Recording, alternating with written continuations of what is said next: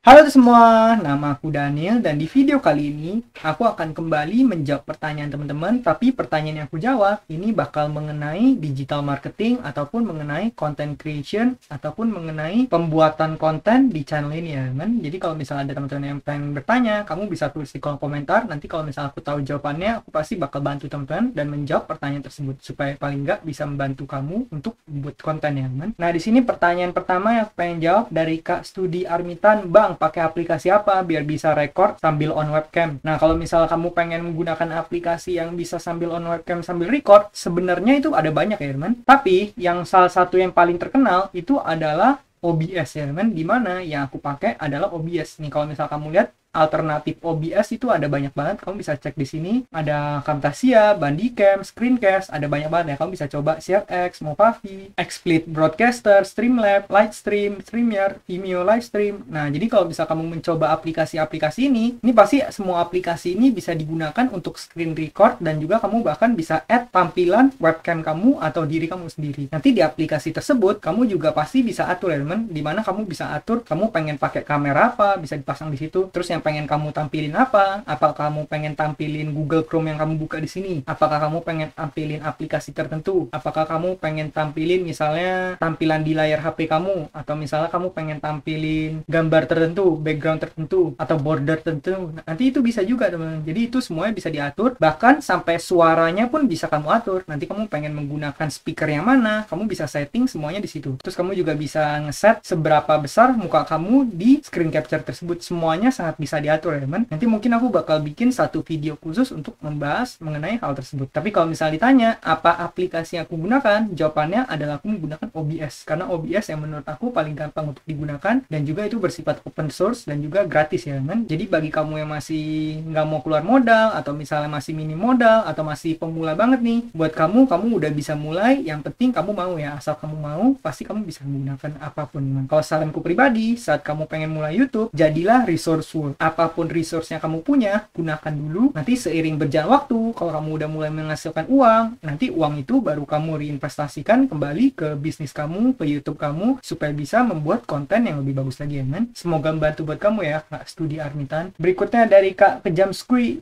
Fix ini RPM dan CPM-nya tinggi. Kemungkinan sumber penonton dari luar. Pertanyaannya, apakah view-nya asli atau buatan menggunakan VPN? Hanya Tuhan yang tahu. Nah, jadi kalau misalnya RPM dan CPM, ini sebenarnya ditentukan oleh apa sih? Nah, kalau misalnya RPM, CPM, ini sebenarnya adalah hal yang di luar kontrol kita, teman. Karena ini beneran ditentukan dari YouTube-nya. Nanti YouTube-nya yang bakal menentukan berapa CPM yang kita terima. Kalau misalnya kamu cek, saat ini CPM dan RPM-ku di angka 2,49 dan juga 3,83. CPM itu simpelnya adalah penghasilan kotor seorang YouTuber. Jadi itu adalah berapa banyak uang yang dibayarkan setiap 1000 tampilan iklan di channel tersebut, teman. Jadi kalau misalnya yang kotor ini maksudnya adalah berapa yang pengiklan bayar ke kita. Namun biasanya nggak semua uang tersebut bakal kita ambil, tapi ada juga persenan yang diberikan ke Google, teman, sebagai platform penyedia. Nah, persenannya berapa? Persenannya itu setahu aku sekitar 40%. Maka dari itu di sini ada RPM. RPM itu adalah angka bersih. Jadi setiap 1000 iklan yang ditampilkan di channel ini atau misalnya 1000 view, itu berapa uang yang aku dapat? Uang yang aku dapat ada di angka $2,49. Makanya kalau kamu lihat dalam satu hari kan biasa aku mendapatkan 1.900 sampai 2.000 sekian. Makanya kalau kamu lihat di sini penghasilannya, pasti sehari aku mendapatkan sekitar 4 ataupun $5 ya teman. Kamu bisa lihat angkanya di sekitar segituan. Nanti naik atau turunnya itu sangat bergantung dengan view kita. Nah, jadi yang namanya penghasilan seorang YouTuber itu nggak pasti ya teman. Kadang bisa naik, kadang bisa turun. Kalau saranku pribadi, kamu jangan bergantung dari YouTube-nya aja, kamu harus punya beberapa sumber penghasilan lain. Kecuali kalau misalnya kamu emang bisa mendapatkan view yang super banyak, teman, itu beda cerita. Nah, kalau misalnya aku menggunakan VPN atau enggak, jawabannya adalah enggak ya, teman. Aku sama sekali nggak menggunakan VPN. Aku juga nggak berani untuk nonton videoku sendiri, karena setahu aku, kalau misalnya kamu nonton videomu sendiri, terus nanti ada tampilan iklan, kalau misalnya kamu nggak sengaja kepencet iklannya dan dilakukan secara sering, takutnya nanti dikira kamu mau mengelabui sistem YouTube-nya. Jadi itu bisa ada resiko ID kita bisa kena ban. Dan untuk menggunakan VPN ini, aku pribadi kurang rekomendasikan. Sebaiknya kamu fokus ke bikin kontennya, biar nanti subscriber yang datang sendiri. Yang penting kita bikin konten, kita fokus bikin konten. Kalau misalnya konten yang nggak entertaining, paling nggak kita bikinnya yang bermanfaat. Nanti subscriber kalau misalnya merasa terbantu dengan adanya konten kita, terus menemukan kita misalnya karena SEO kita bagus, karena kita nulis deskripsinya benar, nulis hashtagnya benar, nanti subscriber datang sendiri ya kan. Kalau misalnya kamu menggunakan VPN, aku takutnya nanti bisa ke-ban. Aku pribadi nggak menggunakan cara ini, dan semua waktuku aku gunakan untuk fokus dibikin kontennya. Makanya kalau kamu lihat channel ini, itu aku upload kalau bisa setiap hari ya kan. Oh iya, daripada kamu pengen mengelabui menggunakan VPN ini, aku juga lebih merekomendasikan sekalian aja kamu bikin konten yang berbahasa Inggris, supaya nanti penonton kamu dari channel luar negeri, sehingga kamu bisa mendapatkan CPM yang lebih besar ya. Semoga bisa membantu buat kamu ya, Kak Kejam Squid. Berikutnya dari chat dewasa, apakah RPM akan naik atau turun per bulannya? Jawabannya adalah RPM dan CPM itu sifatnya nggak selalu ya teman. Bahkan kalau misal kamu cek RPM CPM setiap video itu bisa berbeda-beda. Dan kalau misal kita cek di sini nih ya, kita cek CPM RPM kita. Nah, kita lihat ini kan dalam 28 hari terakhir atau 1 bulan terakhir. RPM ku di angka 2,49 dan 3,83. Nah, kalau misal kita lihat 7 terakhir, nah angkanya beda ya teman, 2,44, 3,75. Kalau misalnya kita lihat lifetime dari awal bikin konten sampai sekarang, nih angkanya beda lagi, yaitu 1,93 dan 3,75. Kalau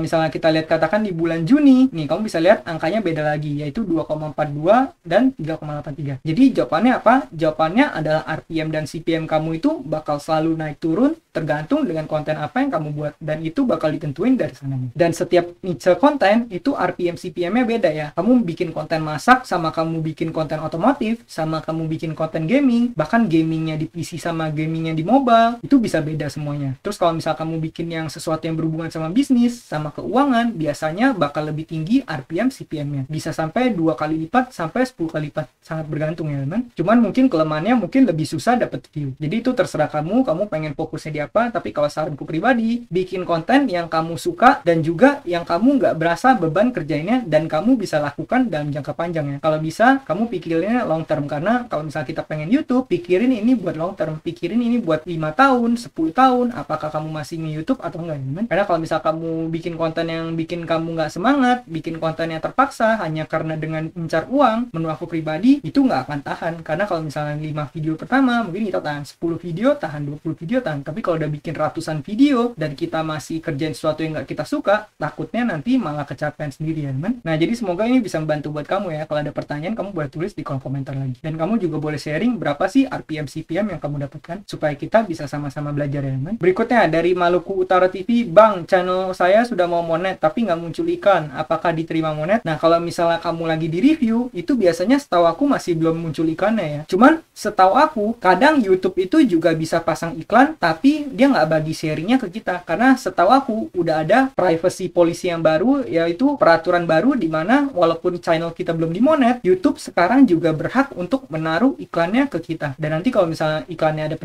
pendapatannya bakal masuk semuanya ke kantong YouTube. Jadi setahu aku itu peraturan baru ya kan, baru beberapa saat ini diberlakukan. Tapi kalau misalnya aku salah, kamu boleh tolong koreksi, karena aku biasa nggak terlalu kontrol ya kalau mengenai ini. Tapi kalau misalnya untuk iklan monet ini, kenapa belum muncul? Jawabannya adalah mungkin karena kamu masih belum beres proses monetisasinya, proses reviewnya. Nanti kalau misalnya kamu udah beresin semua reviewnya, beresin metode pembayarannya, beresin masukin pinnya, dan segala macam, cepat atau lambat pasti tetap bakal dipasangin iklan juga. Karena kenapa? Karena ini juga menguntungkan bagi pihak YouTube. Pihak YouTube kan mengambil persenan dari iklan yang kita dapat. Jadi kamu nggak perlu khawatir kalau misalnya nanti masih belum dapat iklannya. Nanti kamu boleh tulis pesan ke tim supportnya, pasti bakal dibantu juga ya oleh YouTube-nya. Karena aku pribadi, aku juga pernah ada kendala, aku kirim pesan ke mereka dan itu pun dibantu dalam beberapa hari pun akhirnya bisa diberesin ya. Waktu itu kendala untuk nge-add rekening bank. Kamu bisa cek di videoku sebelumnya, aku pernah bahas tentang gimana cara solve problem tersebut. Semoga membantu buat kamu ya. Berikutnya dari Kak Yudi Dharma, Mas, kalau 9.000 viewer kira-kira mendapatkan berapa rupiah? Makasih Mas. Nah, jawabannya adalah tergantung. Tergantung apa? Tergantung kamu bikinnya konten apa. Kalau misalnya kamu bikinnya konten keuangan, 9.000 viewer pasti akan berbeda dengan kalau misalnya kamu bikin konten lain. Kalau misalnya kamu bikin konten masak, konten konten gaming, konten otomotif, konten makeup, semuanya pasti berbeda. Jadi jawabannya adalah tergantung 9.000 viewer itu di niche apa. Tapi kalau misal kamu pengen lihat di channel ini, kita coba cek ya videoku yang mendapatkan sekitar 9.000 view. Kalau misalnya kita cek, kita tinggal sort di sini by view, kita bisa lihat video-videoku. Nah di sini aku punya 2 video yang ada 9.000 view, kita bakal buka ya men. Yang pertama si Bank, yang kedua ini. Nah kalau misal kamu lihat di sini aku membahas tentang yang pertama ini membahas tentang bibit, kita bakal cek analitiknya. Kemudian yang kedua ini membahas tentang si Bank ya, kita bakal cek analitiknya. Nah kalau misalnya di konten keuangan, kalau misalnya kamu mendapatkan 9.000 view, uang yang kamu dapat adalah sekitar $4,68. Kalau misalnya video kedua, ini konten keuangan juga nih, kamu bisa lihat bisa beda banget ya teman. Di konten yang ini aku mendapatkan $12,96 sampai sekitar 3 kali lipatnya ya teman. Kenapa bisa gitu? Ini karena emang dari sananya udah ditentukan oleh YouTube ya teman. Mungkin kalau misalnya kita ada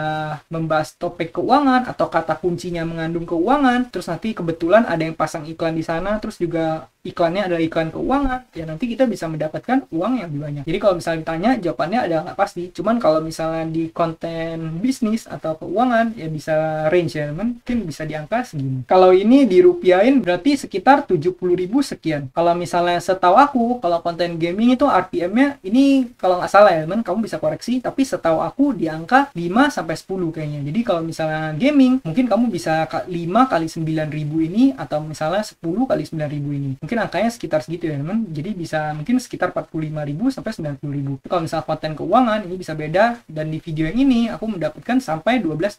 Itu berarti sekitar 12.96 di angka sekitar Rp194.000 ya teman. Nah semoga membantu buat kamu ya Kak Yudi Dharma. Semangat terus kontennya, semangat terus untuk majuin channel YouTube-nya. Berikutnya dari Kak Jessica Skyla, Kak ajarin cara edit video dong, pengen coba bikin YouTube juga. Nah kalau misalnya untuk ngedit video, mungkin nanti aku bakal bikin video khusus untuk membahas mengenai ini ya, karena mungkin agak sedikit lebih ribet. Tapi kalau misalnya kamu tanya apa aplikasi yang aku gunakan, aku menggunakan Premiere Pro yang di PC ya teman. Jadi selama ini aku ngedit, aku nggak pernah menggunakan HP, aku nggak pernah menggunakan tablet, atau aku nggak pernah menggunakan apapun. Aku selalu edit menggunakan PC atau komputer ya teman, dan juga aku menggunakan Premiere Pro. Tapi kalau misalnya kamu bilang, aku nggak punya komputer, aku harus gimana? Nah menurut aku solusinya adalah kamu mulai dulu dengan semua resource yang kamu punya. Kamu punyanya apa? Kamu punya HP, kamu gunakan HP kamu untuk mengedit, untuk record, untuk semuanya ya kan. Karena aku juga lihat nih lumayan banyak ada juga nih YouTuber yang dengan menggunakan HP aja itu bisa mencapai sampai subscribernya banyak banget dan menghasilkan uang bahkan jauh lebih gede dari channel ini ya. Jadi kalau menurut aku gunakan semua resource yang kamu punya dulu. Nah untuk mengenai cara ngedit videonya nanti aku bakal ajarin ya di video berikutnya mungkin yang membahas mengenai digital marketing ini, yaitu cara mengedit di Premiere Pro ya kan. Nah mungkin ini jadi pertanyaan terakhir yang aku jawab dari Kak Ilham Z. Kak kalau boleh tahu RPM-nya sekarang di angka berapa ya? Oh jadi ini tadi udah aku tunjukin ya teman. Jadi kalau misal kamu pengen lihat RPM-nya ada di angka nih ya teman, di angka $2,49 dan CPM-nya di angka $3,83. Kalau misal kamu masih bingung, aku bakal atur di sini jadi Indonesia supaya kamu lebih gampang terjemahin ya teman. Nih yaitu angkanya di angka 37.000 sekian yaitu RPM-nya, dan CPM-nya itu 57.000 sekian. Kalau misalnya kamu pengen membuat CPM dan RPM-nya super tinggi, saranku kamu mau bikin kontennya yang menggunakan bahasa Inggris supaya kamu bisa targetin orang-orang luar negeri. Karena setahu aku kalau misalnya kamu target orang luar negeri, misalnya penonton kamu US, itu CPM RPM-nya bisa tinggi banget ya teman, bahkan bisa sampai puluhan dolar itu udah sampai ratusan ribu bahkan bisa jutaan. Bahkan aku pernah cek salah satu YouTuber luar negeri yang membahas keuangan yang menginspirasi aku, Graham Stephan, itu CPM-nya bisa sampai 60 sekian ya teman, CPM atau RPM aku lupa, tapi 60-an dolar itu artinya udah mau sampai ratusan ribu bahkan mencapai hampir 1 juta. Jadi kamu bisa bayangin ya RPM CPM-nya bisa sampai 10 kali lipatnya lebih tinggi ketimbang di Indonesia. Nah jadi gitu ya buat Kak Ilham Z. Kalau misal kamu juga merupakan content creator, kamu juga boleh sharing berapa RPM dan CPM kamu supaya kita bisa sama-sama belajar sesama YouTuber pemula ya. Kalau misalnya ada pertanyaan lagi nanti kamu boleh tulis di kolom komentar, nanti aku bakal bantu jawab sebisa aku ya. Nah mungkin sekian aja pembahasanku mengenai digital marketing ini. Sekian jawaban-jawaban dari aku. Bagi kamu yang baru mampir, kamu boleh cek video-video di channel ini kalau misalnya kamu pengen belajar cara menghasilkan passive income income atau belajar investasi ya teman. Terus aku juga pengen berterima kasih buat teman-teman semua yang udah selalu support channel ini. Kita udah berhasil mencapai angka 5.000 subscriber ya teman. Mungkin angka ini kecil bagi teman-teman semua, tapi bagi aku pribadi, aku udah seneng banget mendapatkan 5.000 subscriber ini ya. Bagi aku ini adalah personal achievementku sendiri, dan aku seneng banget bisa mendapatkan sekitar 5.000 subscriber. Kalau misalnya di luar sana kamu masih ada yang berjuang, terus kamu ngerasa bikin video, wah yang nonton cuma 30 orang, yang nonton cuma 50 orang, yang nonton cuma 100 orang. Kamu tetap semangat, karena kamu bayangin aja, itu di luar sana ada 30 orang, 50 orang yang udah dengerin kamu ngomong, membahas topik yang kamu sukai. Artinya, itu kalau udah dikumpulin, itu udah setara dengan satu kelas ya teman. Maka dari itu, kamu jangan pernah patah semangat. Dulu pas aku baru mulai bikin channel juga, yang nonton gak nyampe 10 bahkan ya teman. Tapi seiring berjalan waktu, kamu bikin terus, selama kamu gak menyerah, kamu belum kalah ya teman. Nah mungkin sekian aja videoku pada kali ini. Semoga video ini bermanfaat buat teman-teman semua. Dan akhir kata, jangan lupa untuk selalu invest in yourself. Sampai jumpa di video berikutnya. Bye.